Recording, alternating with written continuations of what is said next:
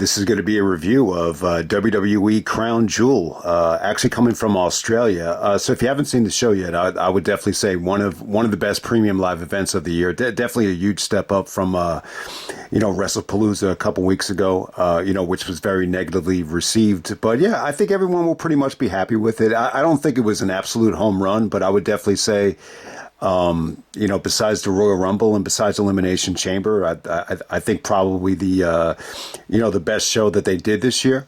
I think that's pretty much accurate. So let's get right down to it. We have Bronson Reed actually taking on Roman in the Australian street fight. All right, there were moments during the match here where I felt a little bit frustrated. I felt like this got off the tracks a couple of times. I think my biggest issue with the beginning of the match, it kind of felt like an international house show match, especially with Roman getting on the mic.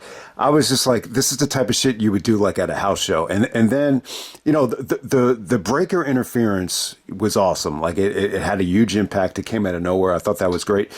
I was starting to lose a little bit of interest, like when the Usos came out. When the Usos came out, I was like, fuck, I mean, does this really have to feel like another segment match? And, but I gotta say this, I think because of the ending, I was pretty happy with it. I mean, the fact that, Jey Uso actually cost Roman the match, it's pretty cool. I would actually be looking forward to seeing Jey Uso turn heel. I think the Usos are stale as shit, but I don't know. I think you can make the case that this worked a little bit better with having both of the Usos out there, because of Roman's history with them. So I definitely think that was probably the right call. But when the Usos came out, I didn't know that they were going to book it this way. So I would definitely be looking forward to seeing Roman as a possible babyface going up against Jey as a heel.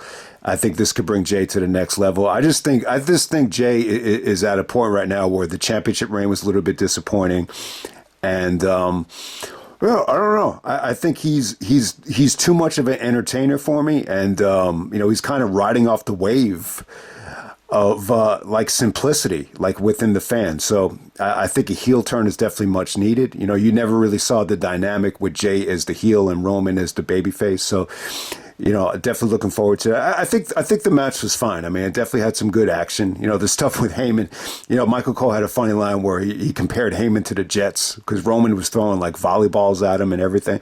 But I think Bronson looked good for the most part. He definitely had some really, really nice feats of strength. I mean, the table bump at the end was pretty fun. And I thought Breaker was awesome here. And him and Roman had a good match. There were moments here where I felt like it was a little bit, sluggish and very reminiscent of the opener from Clash in Paris. I don't think it's a, great combination, but I would definitely say the weakest match on the show. But it was still entertaining. It definitely felt like a segment match at times. My biggest issue with these segment matches, and I know Triple H is running the company and everything, but if you ask Triple H, like how would he feel like if the match against Cactus Jack or the match against Austin or the Iron Man match against Rock? I mean, look, when you think about the Iron Man match against Rock, I mean, that definitely did have like a shitload of interference at the end. So yeah, that's a bad example. But I mean, if some of Triple H's like wars, felt like these segment matches, they probably wouldn't have aged as good as they've aged. So we're going to move on to the next match. We got Stephanie Vaquer representing Raw, taking on Tiffany Stratton representing SmackDown. This is for the Women's Crown Jewel Championship. Yeah, man, damn, 10 minutes.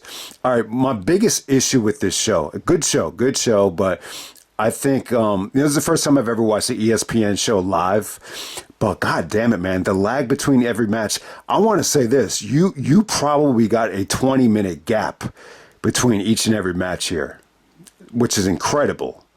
And so I wanted to make that point. Only 10 minutes. It was good, though. I think it was good. I think, Stephanie Vaquer actually winning this thing, it definitely had like a deja vu type of feel from WrestlePalooza where, you feel like you already saw it. I didn't think you needed the big aftermath and the big speech. We already saw that at WrestlePalooza, but Tiffany actually losing to Stephanie here, was it the right call? I think it was. I think, because of the Naomi situation, I think you kind of look at Stephanie like she's somewhat of an interim champion. I think the fact that she wins this crown jewel situation, I think it really, it puts an exclamation point on her that she's a quality champion, or she's an equal, or, she should be looked at like she's the Raw Women's Champion, not an interim champion like we've seen in AEW so many times, over the last couple of years. But in terms of the match, obviously, I think it was good. I think Tiffany, she looks like she's getting into better shape. She doesn't look as like thick. So she looks like a little bit more trim, and I just think it made for a very fluid match. I thought the transitions here were awesome, like especially Tiffany's transition into the Alabama Slammer. I thought that was great. The way Tiffany was able to counter, the Devil's Kiss was pretty cool. So I definitely think it had some moments. I think it's a little bit short though. Tiffany pretty much, looked a little bit, quicker to the punch here. But it pretty much ends with Tiffany actually missing the prettiest moonsault ever. And then Stephanie hits the corkscrew spiral tap from the moonsault position once again. So a good finish. I wish it could have went a little bit longer. It's just a little bit of a taste of what they can do. But yeah, not as good as some of Stephanie's other matches recently. But we're going to move on to the greatest of all time, John Cena taking on TNA's greatest of all time, AJ Styles, the last time ever. So you know what, man, I totally missed the match they had on SmackDown in 2018. So yeah, man, I kind of wanted to check that out. But yeah, Cena and AJ Styles, this is a trilogy most people loved. And it exceeded expectations back in 2016, going into 2017. Cena pretty much, lost the first two matches. And then, Cena won the last two matches. So this is the fifth match, the rubber match between Cena and AJ. Man, it was a lot of fun. But I wanted to make this point before we even get going here. I was kind of hoping that Cena would bring out like the same ring attire that he brought out in 2002. Because when I saw AJ, I was like, man, this ring attire is a blast from the past. But I was like, what pay-per-view did he wear this? And then it hit me. We got Bound for Glory tomorrow. I'm not going to order it. Bound for Glory 2025. There's so much uncertainty with me right now in terms of financials that I have to pass on it. But who knows? Maybe at the end of the month I'll be able to get it. Bound for Glory. But if anyone gets the chance, definitely support TNA. But I wanted to make the point. AJ, he's wearing the Bound for Glory 2005 ring attire that he wore against Christopher Daniels 20 years ago. So, if anyone was curious what exactly he was wearing, that's the exact match. But because of that, I was hoping that Cena would bring out the Ruthless Aggression tights that he wore against Kurt Angle, but he didn't actually do it. But, the most important thing between Cena and AJ is, they pretty much, started the same week in terms of them being on major, television platforms. Cena in June of 2002 on SmackDown, AJ June of 2002, the same week on NWA TNA pay-per-view. This even before the WCW stuff. I don't even know if AJ even made it onto WCW TV. I'm sure he did, but you get the point. They have a lot of history going back to June of 2002 in different promotions. And the last time ever, I got to say, match of the night. It was a lot of fun. The biggest knock against this match is, I think you're always so in terms of why I don't think this is going to go down as like an all-time classic.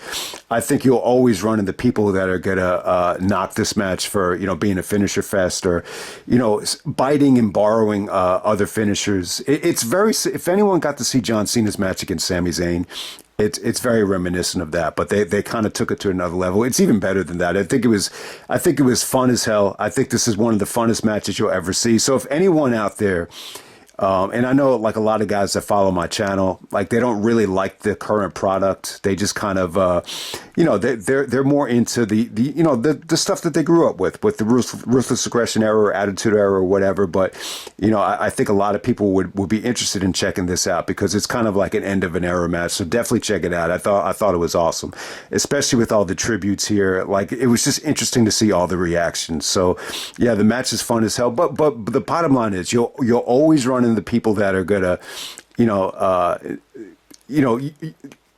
they're going to use against this match that it felt too much like a like a tribute match. So it didn't feel like as competitive. It's not going to go down as like the most competitive match ever, I think, because of that. And that's the knock that I think people are going to use against it. That's the point I wanted to make. But in terms of the atmosphere here, I mean, it was pretty damn awesome. I mean, I'm not going to say that this is Cena and AJ's best match. I wouldn't put it above SummerSlam. I wouldn't put it above the Royal Rumble. But for the time, because it's Cena's last year, it almost had like a last day in school type of feel, where the last day of school, the teacher lets you get away with everything, and that's exactly what they did here. They got away with everything, and there was just a lot of like really, really, really fun tributes. I gotta say, Cena busting out the walls of Jericho. Jericho's coming back to the WWE, and because of their reaction, Jericho is going to get a huge offer. This was like a bigger pop than the Walls of Jericho ever got in AEW. So, yeah, Cena busting out the Walls of Jericho finish or submission was pretty awesome. When AJ actually busted out the Angel Wings, it got no reaction, which was kind of depressing, but it just kind of shows you. I know they're in Australia. I think that would have gotten bigger pop, like if they were in Tennessee or whatever, or at least in the United States. But that just shows you the difference between the power of the WWE and a secondary promotion like TNA. But, make no mistake about it, I thought they did a great job of, promoting TNA and really, showing AJ is still representing TNA after all these years. So I thought that was pretty cool. The Bray Wyatt transition from Cena was awesome. That got a huge reaction. Then you had all the cell phones coming out with the Bray Wyatt tribute. So that was cool, man. It was the Bray Wyatt stuff was really a nice little surprise. So Cena was a class act here. The Randy Orton stuff came off pretty good. It kind of makes you appreciate how good Orton is at facial expressions and working the crowd just by the way that Cena did it. And the fans were actually chanting 619, and it felt like they improvised. So if they were able to improvise this, both these guys are awesome, because the way they improvised it almost felt like they just did it on the fly, because the fans were chanting 619, and Michael Cole's like, there's only one person in the world that can do that, which is not really true. But, Cena was going to do it. And, it looked like Cena actually did like a drop toe hold out of nowhere to AJ. It felt like AJ called the spot, and then, AJ broke it up with a clothesline out of nowhere, and the fans, that's the most heat AJ ever got in the match, like when he broke up the 619. But we'll be here all day. I mean, there's a ton of Undertaker stuff. The Undertaker stuff actually got the job done for Cena. He won this thing with the tombstone and then an attitude adjustment. But I thought AJ looked good here, man. I think he still has a lot to prove over the next year. I think he still has a lot left in the tank. That's what I meant to say. I thought some of the torture rack stuff from AJ came off great. And, once again, you saw a kick out of the Styles Clash. You saw a ton of kick outs out of the attitude adjustment, which is no surprise. It looked like Cena might have banged his knee up on the springboard 450. And, I thought the only time I thought AJ had a chance of winning this was the phenomenal forearm, but, Cena kicked out of that. But yeah, it was definitely good stuff. It's definitely like an older version of them. We're almost 10 years, removed from their last matches. So, I was very, very happy with it. I would definitely say the funnest match of the year. I'm not going to say it's the best match of the year, but, a lot of people wanted to see, Cena and AJ, because of the history. And I think because of how disappointing the Brock match was, and, how uninspiring it was. It really, really, just made you want to see this that much more. You're like, fuck that. John Cena, AJ Styles. So Cena does go over, which is the right call. When Cena mentioned last, summer in 2024 that, or actually on Netflix, that December was going to be his last match, I kind of knew like it was probably going to be a Saturday night's main event, because, Survivor Series has been the last pay-per-view of the year. For the last couple of years now. I can't even remember the last time we actually did a pay-per-view in December. Maybe it was TLC in 2020, if I'm correct about that. But yeah, Cena's last match, Saturday night's main event. Oh man, I'm just kind of contemplating the ifs about who Cena's last match is going to be against. I think I think Jey Uso, I think Braun Breaker. Like, if you want to pick some new guys for Cena to actually put over, I think that's a possibility. Maybe Roman. I thought the way the show was going to close with Seth celebrating, I thought maybe that's a perfect time for Cena to come out and confront him. But I'm not sure. I'm really, really not sure. Maybe, what would be really crazy is if Cena's last match is against The Rock at Saturday night's main event. So Saturday night's main events are going to be strictly on Peacock from now on. So they're going to, it's not going to be on NBC where you could watch it for free. So you're going to have to pay the extra money to watch it. So it definitely makes a lot of sense. A lot of people are going to pay for Cena's last match. I think I might try to do a pay-per-view party like for Cena's last match, even if it's just like my dad coming over with my brother coming over, that type of thing. I think that would be like a fun way to close out, the way the year's been going. I think it's been I think that would be really, really cool. So awesome stuff from, Cena and AJ, and let's face it, man, I know Cena's been very polarizing over the years.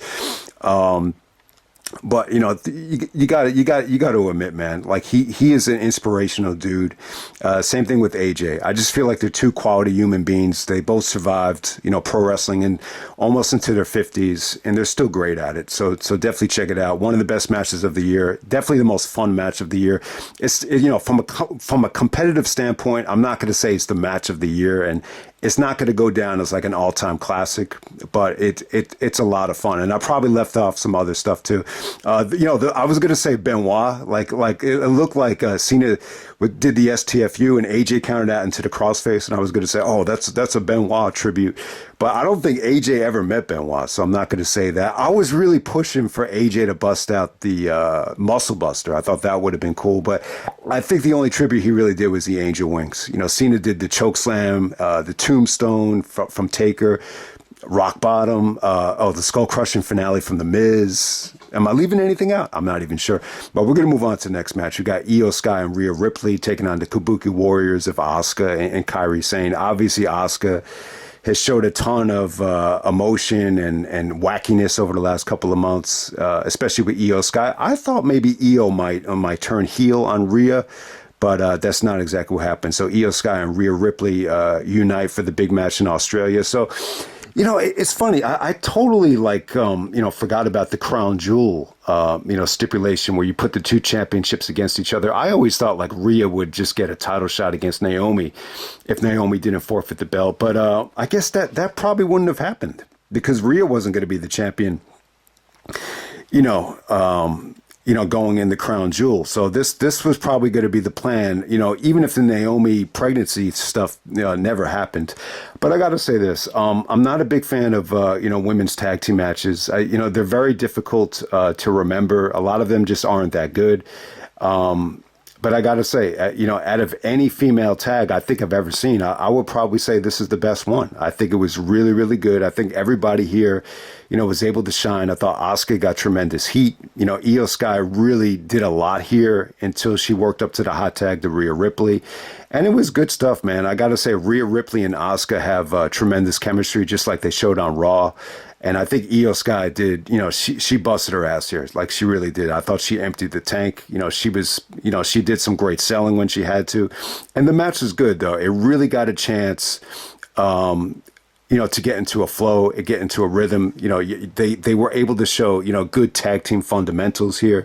So it had really, really good action. I thought you had a pretty good finish. I mean, I think you definitely had a good finish with, Rhea surviving, Kairi and Asuka, right outside the ring apron. And then you set up for the big, Io Sky moonsault on Kairi Sane to end this thing. But just great stuff. I think the hot tag to Rhea, was one of the best hot tags of the year. No doubt about it. Because they worked up to it slow, a little bit slow and monotonous. But once they got to that hot tag, I thought it came off great. And then to the main event for the WWE Crown Jewel Championship, we got Seth Rollins taking on Cody Rhodes. First time in a couple of years. Obviously, Cody, dominated the trilogy, when he came back in 2022. WrestleMania Backlash, and then obviously the Hell in a Cell. So, this was rumored to possibly being the WrestleMania 40 night one main event if The Rock and Roman Reigns was good at main event night two. And, obviously the Cody crybabies, as The Rock would say, prevented that from happening. So we get Seth and Cody in the Crown Jewel match. Look, there's a couple of ways in looking at this thing. I wasn't that excited about it. Even Punk on Raw, accidentally, mentioned to the crowd that the title's not on the line, which I don't think he should have done or was supposed to do. But it's almost like for pride. So it's very predictable. I definitely think Seth, because of the injury, because of how, lukewarm the stable of the Visionary has been so far, Raw just hasn't been engaging over the last couple of months. And, the Seth injury situation, it's a little bit baffling. I don't see how you go from, I'm not going to be back until WrestleMania, to stealing the belt at SummerSlam. And so it's a little bit weird. I don't think the Seth injury was as serious as he thought it was. It might have been like a really, really bad, MCL sprain or something like that. It definitely wasn't a torn ACL. It wasn't a full tear of anything, obviously, but, congrats to Seth. He was able to get through it. I got to say, in terms of this match right here, I think it was predictable that Seth was going to go over. I think the match was actually really, really good. I think the effort is the thing you can like the most about it. I would definitely say it's a 4-star match because it got time. I felt like they left it all in the ring. The biggest negative about this, I'll say this, it definitely feels like Seth and Cody are not 100%. You could definitely see like the toll the last couple of years has took on their bodies. It just didn't feel like a red hot combination the way it did at WrestleMania in 2022, or even at Backlash. I just thought the chemistry and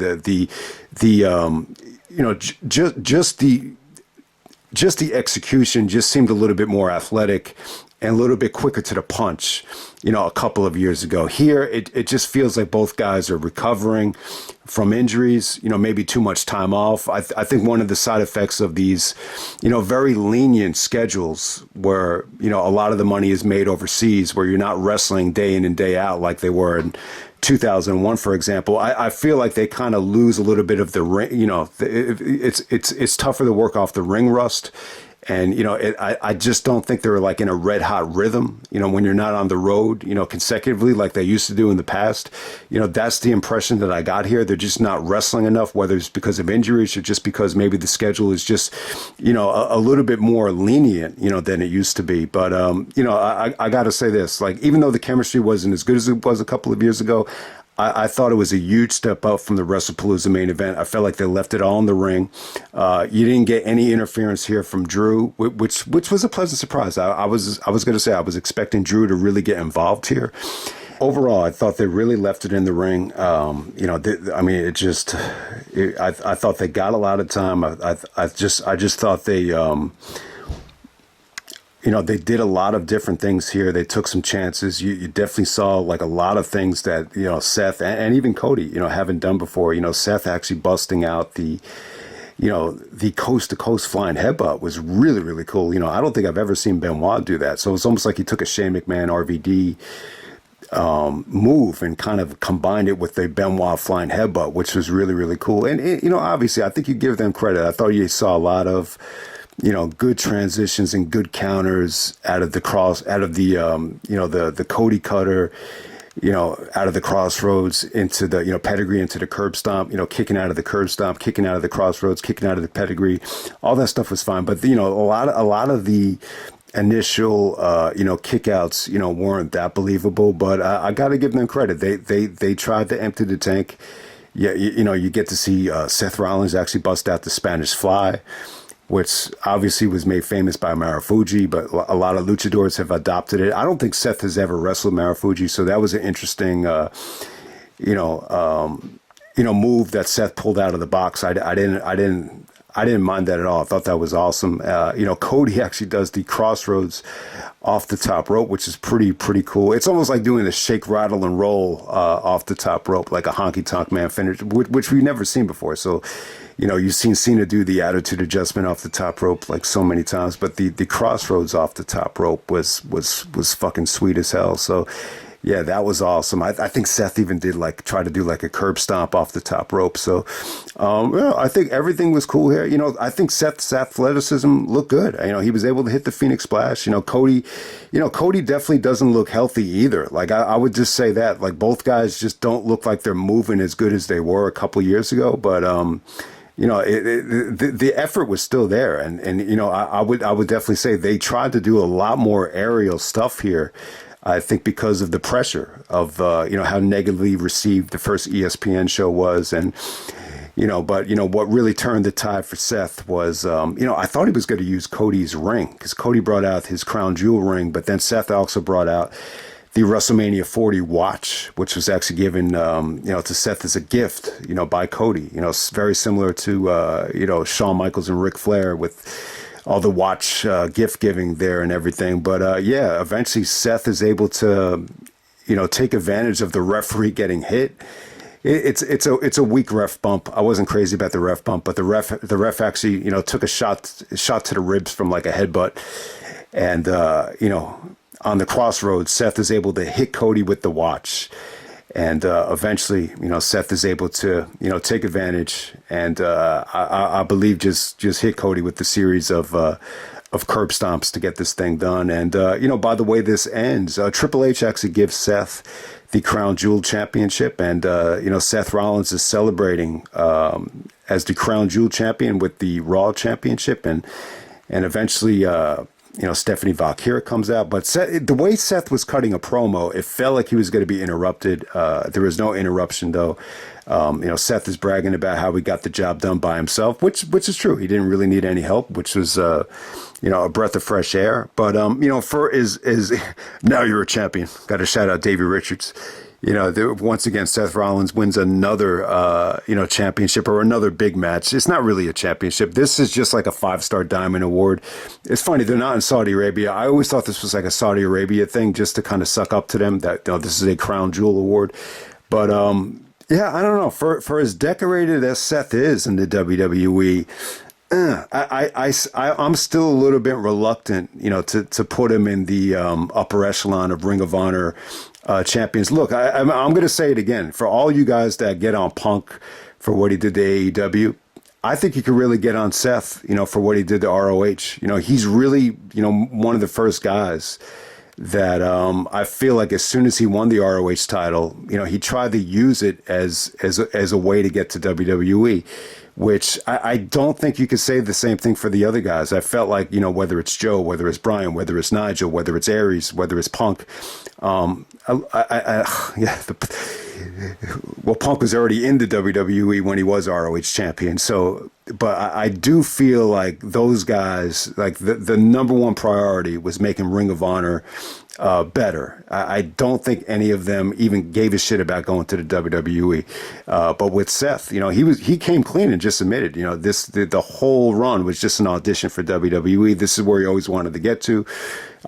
Look, any way you can get there, you get there. And, Seth has had an incredible career. It's exceeded expectations, but I think the one knock against Seth is, and I think the Punk stuff is perfect proof that for as long as Seth has dominated this company, a lot of people really haven't been satisfied or have been kind of reluctant to just kind of say that he's the man. Even though when you look at the championship victories and the fact that it seems like he's always on Raw, like he really is racking up, the championships. Even though the one knock against this main event is that it just doesn't feel like Seth or Cody is hot. So this, this definitely opens the door for Cody to turn heel. I don't think Cody, so I'm going to say this. I think the honeymoon period is almost over, especially with the way Cody's been cutting promos.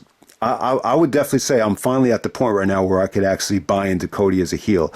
But Seth, Seth really hasn't been hot like since WrestleMania 31. But, he's really, been able to get away with it by just other stuff, whether it's Heyman or whether it's his theme song. But yeah, it's still a good main event. It's still great. I think everything on this show was good. I think each and every match was pretty much good. I think Cena and AJ match of the night, the whole triple main event, I would give 4 stars to every single match in the triple main event. But, even the first 2 matches, were definitely worth checking out. So hope everybody enjoyed the review. This is Crown Jewel from Australia, and I'm out. All right.